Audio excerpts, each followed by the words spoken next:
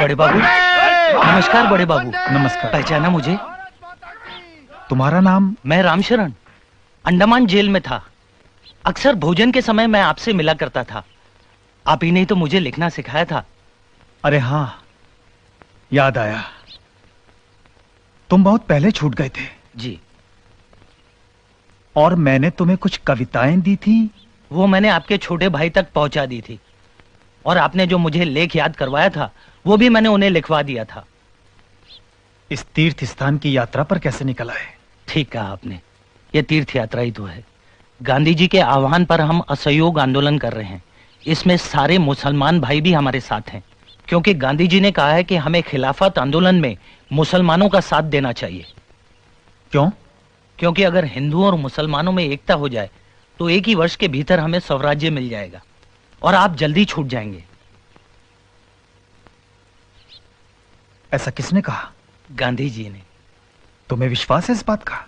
पक्का विश्वास है। पर अभी मैं देख रहा था, जब तुम लोग भारत माता की जय और वंदे मातरम के जयकारे लगा रहे थे, तुम्हारे मुसलमान साथी चुप थे। आपको भ्रम हुआ है बड़े बाबू, ऐसी कोई बात नहीं है। हवलदार आ रहा है, अभी तुम जाओ, बाद में बातें करेंगे। ठीक है।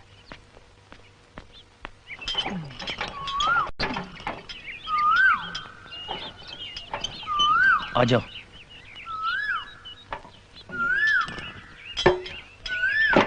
आ जाओ। नमस्कार बड़े बाबू, ये मेरे कुछ साथी हैं, मेरे साथ खिलाफत आंदोलन में हैं। ये अजमल है। आदाब। ये हुसैन है। आदाब। और ये शाहबुद्दीन। आदाब। ये सावरकर हैं, विनायक सावरकर। वही सावरकर जिन्होंने जहाज के ऊपर से समुद्र में छलांग लगाई थी? हाँ हाँ। 11 बरस काला पानी में रहने के बाद अब ये यहाँ आए हैं। 11 बरस? हाँ। जनाब, आपको कितने बरसों की कैद हुई है? 50 वर्षों की। 2 उम्र कैद हैं। क्या मैं आपसे बात पूछ सकता हूँ? पूछिए। आप वंदे मातरम और भारत माता की जय के नारे क्यों नहीं लगा? हम इस तहरीक में इसलिए शामिल हुए हैं कि अंग्रेज तुर्की पर अपना कब्जा ना जमाए। उन्होंने तुर्की को युद्ध में जीता है, मगर वहां के बादशाह को हम अपना खलीफा मानते हैं। वो इस्लाम की नुमाइंदगी करता है और अंग्रेजों को क्या हक है कि वहां की हुकूमत को बर्खास्त कर दे? इसीलिए दुनिया भर के मुसलमान एहतजाज कर रहे हैं। गांधी जी तो मुसलमान नहीं, वो फिर भी तुम्हारी मदद कर रहे हैं। तभी तो हम उनके शुक्रगुजार हैं। मगर गांधी जी तो अहिंसावादी हैं, वो तो हथियार उठाने के विरोधी हैं। क्या तुम भी हो? नहीं, हम मुसलमान हैं। अगर वक्त आया तो हम हथियार भी उठाएंगे। अगर तुम गांधी जी की शिक्षा ही नहीं मानते तो उनके साथ क्यों हो?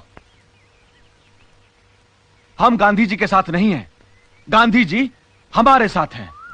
गांधी जी क्यों मुसलमानों को उकसा रहे हैं कि तुर्की का बादशाह ही तुम्हारा बादशाह है? क्या वो समझते हैं कि मुसलमान पहले मुसलमान है और बाद में हिंदुस्तानी? मैं अब समझ गया कि मोपला मुसलमानों ने खिलाफत आंदोलन के जोश में आकर हिंदुओं पर इतने अत्याचार क्यों किए।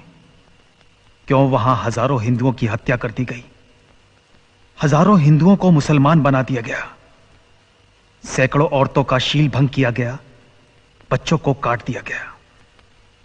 फिर भी ये हिंदू खिलाफत आंदोलन में उनका साथ क्यों दे रहे हैं? क्यों? किसने इन्हें गुमराह कर दिया? मैं इन्हें बताऊंगा कि वो क्यों गुमराह हो गए हैं। वो भूल गए हैं कि वो हिंदू हैं। उन्हें इस बात का ज्ञान नहीं कि हिंदुत्व क्या है। क्या है हिंदुत्व? हिंदू हमारा नाम है और हिंदुस्तान हमारी मातृभूमि है। सभी हिंदू एक हैं। हमारा राष्ट्र एक है। एक राष्ट्र, एक जाति और एक संस्कृति के आधार पर ही हम हिंदुओं की एकता आधारित।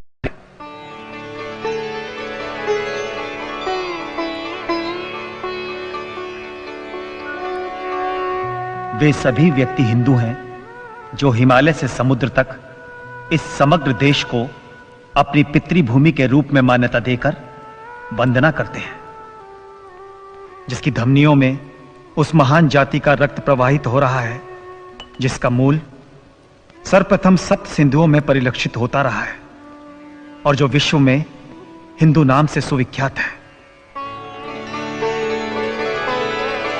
हमारा कर्तव्य है कि हम देश में रहने वाले हिंदुओं, मुसलमानों, ईसाइयों और यहूदियों में यह पवित्र भाव जागृत कर सके कि हम सब सबसे पहले हिंदुस्तानी हैं और उसके बाद कुछ और। भारतीय राष्ट्र का सारभूत विवेचन जो इस काल कोठरी में किया गया, वो सीखचों के बीच में से कैसे बाहर निकल गया और कैसे प्रकाशित होकर लोगों के पास पहुंचा, किसी को कुछ पता न चला। उधर अंग्रेज सरकार अपार जन समर्थन के दबाव से मजबूर होकर विनायक दामोदर सावरकर को रिहा करने पर विवश हो गई। बंबई राज्य के गवर्नर खुद जेल में उनके पास आए और उनके सामने 2 शर्तें रखी। पहली ये कि उन्हें जिस नगर में रखा जाएगा वे वहां से बाहर नहीं जाएंगे। दूसरी शर्त कि वे किसी प्रकार की राजनीति में भाग नहीं लेंगे।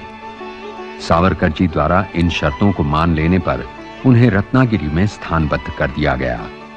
लोग उनके दर्शनार्थ आने लगे।